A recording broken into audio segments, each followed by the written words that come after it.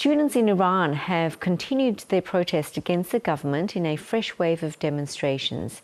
The rallies kicked off weeks after thousands were killed in a crackdown on nationwide protests. Nikita White is a strategic campaigner with Amnesty International Australia and joins us now. Nikita, fresh rallies have begun this week with authorities warning student protesters that they must understand the red lines. Do you hold fears for them given what happened last month? We hold a lot of fears for these really brave student protesters who, as they've returned to campus, we're hearing reports that they have been attacked by state-backed militia, that police have flooded campus, and given the violence we saw last month and that continues in Iran, we have real concerns for what will happen to these students. At least 30 people are at risk of the death penalty for alleged offences linked to those protests last month, some of them children. Yeah, we have spoken to people around Iran, at least 8 people who have already been sentenced to death in fast-track trials and 22 who are currently on trial and face the death penalty. That includes 2 17-year-olds. And we are concerned the real number of people at risk of the death penalty is much higher because a lot of people have been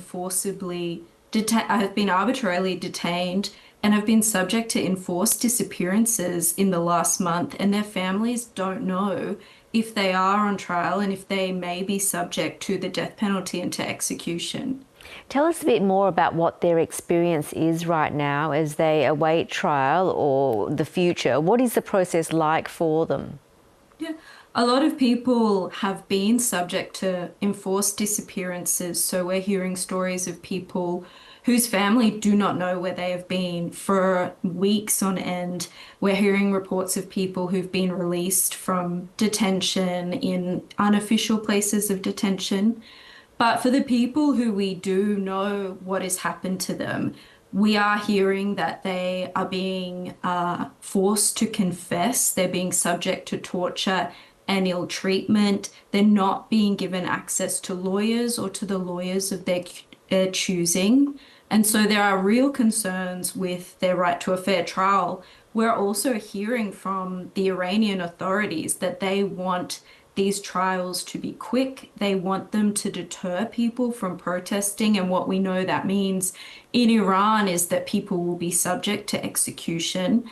And we've even had, the Iranian Minister of Justice interrogate protesters without lawyers present on state media.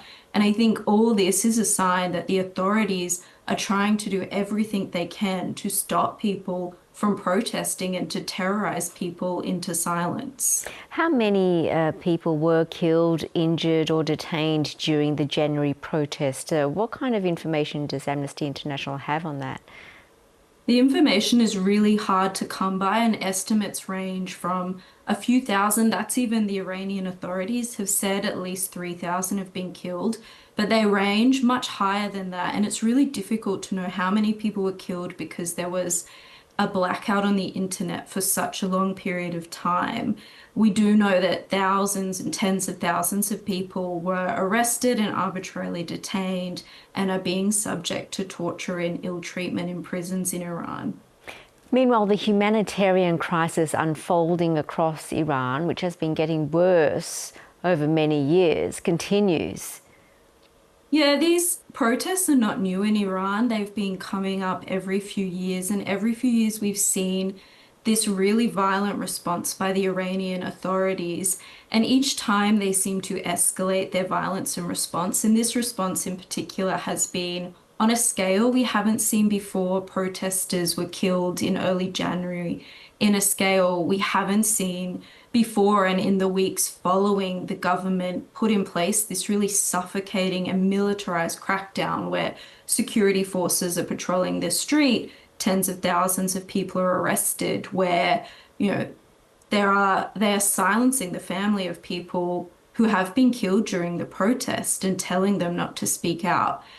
And despite this, we still see students on protest, despite the 2022 outbreak of protests in Iran. The regime then executed protesters and people still took to the streets. And so I think what we're seeing in Iran is that they cannot stop these people from speaking out and protesting.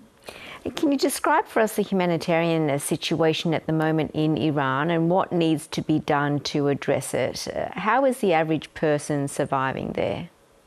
Yeah, it's really difficult. As I said, there's security forces patrolling the streets after these protests on campus. Campuses have been closed, classes have been moved online. We've spoken to people who talk about being subject to checkpoints with the police and security forces routinely stopping people's cars to search their phones and their cars. And obviously, they then risk being arrested and subject to torture and ill treatment. And so it is a really scary time. It's a crisis. We want to see more from the international community. We want to see states calling for Iran to be referred to the International Criminal Court because we think these are atrocities that are happening in Iran.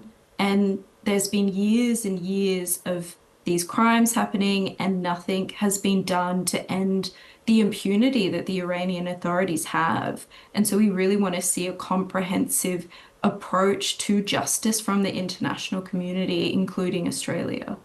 And while all of this continues, how long will the protests and rallies against the government continue or go on for? Indefinitely? What are protesters demanding? So the protesters are demanding a lot of things.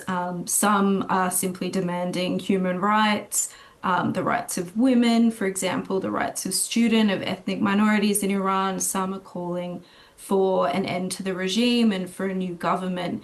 But there is a consensus among these protesters that things need to change in Iran, that what is happening is atrocious, and this is not the first time. They will continue. These students are incredibly brave and continuing to protest. One of the students who's been quoted said he's taking to protest to resist a return to the status quo, and that is evident of the strength of Iranians, that they don't want to go back to what has been their lives for many of these young people, particularly their whole lives, of human rights being discarded. Nikita White from Amnesty International Australia, thanks so much for talking to us. Thanks for having me.